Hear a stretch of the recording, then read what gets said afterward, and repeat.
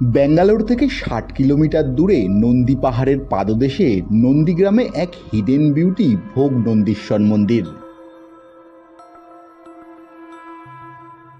কল্পনা করুন, একজন শিল্পী একটা সুন্দর মাস্টারপিস এঁকেছেন, আর তার কয়েক বছর পর আরেকজন চিত্রশিল্পী এসে সেই চিত্রকলায় আরও কিছু উপাদান যোগ করলেন, এবং তারও অনেক দিন পর আরও ৩জন শিল্পী এসে সেই একই শিল্পকর্মের উপর আরও ৩বার এঁকেছেন। তাতে তো সেই শিল্প নষ্ট হওয়ারই সম্ভাবনা বেশি থাকে। কিন্তু ভোগ নন্দীশ্বর মন্দিরের ক্ষেত্রে একেবারে প্রতিটা সংযোজন এত মসৃণ ছিল যে এর স্থাপত্য সৌন্দর্যকে আরও বাড়িয়ে তুলেছে। চলুন আজ এই ভোগ নন্দীশ্বর মন্দিরটাই একটু ঘুরে দেখি।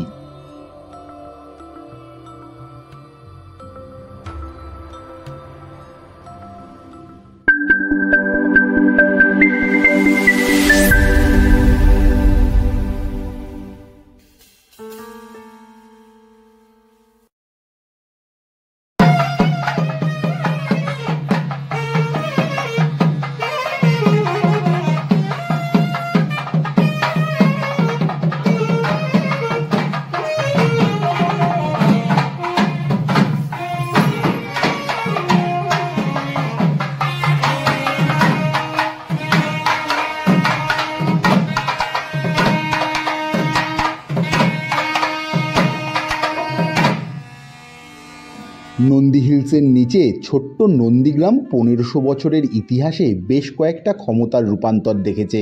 চতুর্থ থেকে দ্বাদশ শতাব্দী পর্যন্ত এটি নোলাম্বা অঞ্চলের অংশ ছিল।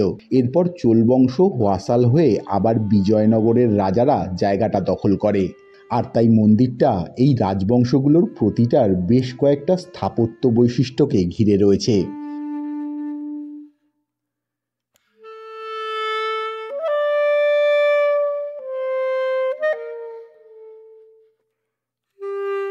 ভোগ নন্দীশ্বর মন্দিরে দুটো বড় প্রবেশদ্বার রয়েছে, আর মন্দিরটা বিজয়নগর যুগের পাথরের প্রাচীর দিয়ে ঘেরা।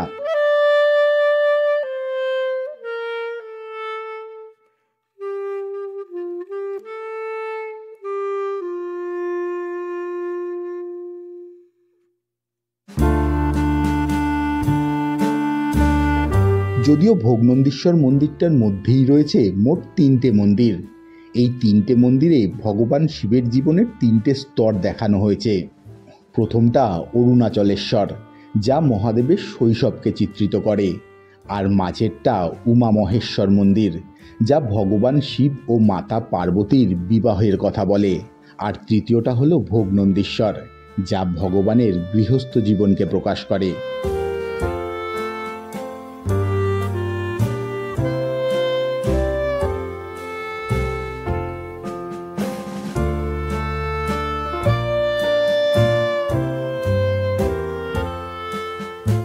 আচ্ছা, হোয়াসাল রাজবংশের আমলে তৈরি হওয়া কল্যাণ মণ্ডপের ভারী ছাদটা সাবান পাথরের মধ্যে সূক্ষ্ম কারুকার্য করে তৈরি করা হয়েছে।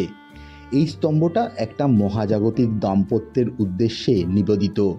তবে প্রথমে কিন্তু নোলাম্বারা দ্রাবিড় শৈলীর শিখরসহ জোড়া মন্দির নির্মাণ করেন।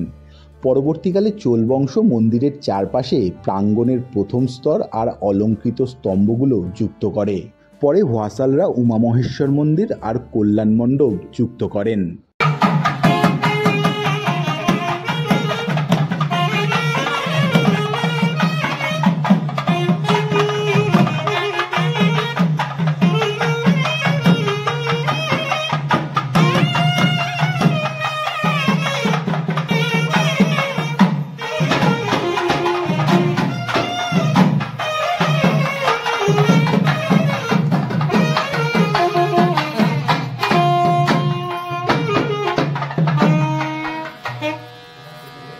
আর বিজয়নগরের রাজারা মূল ফাটক, প্রাচীর আর শৃঙ্গের তীর্থম নামে একটি জলাশয় নির্মাণ করেন।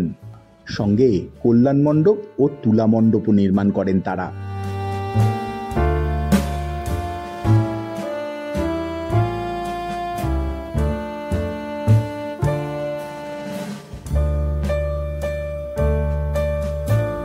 পরবর্তীকালে জায়গাটা হায়দার আলী ও টিপু সুলতানের শাসনাধীনে চলে যায়, আর ব্রিটিশরা ক্ষমতায় এলে মন্দিরটা আবার ভক্তদের জন্য খুলে দেওয়া হয়।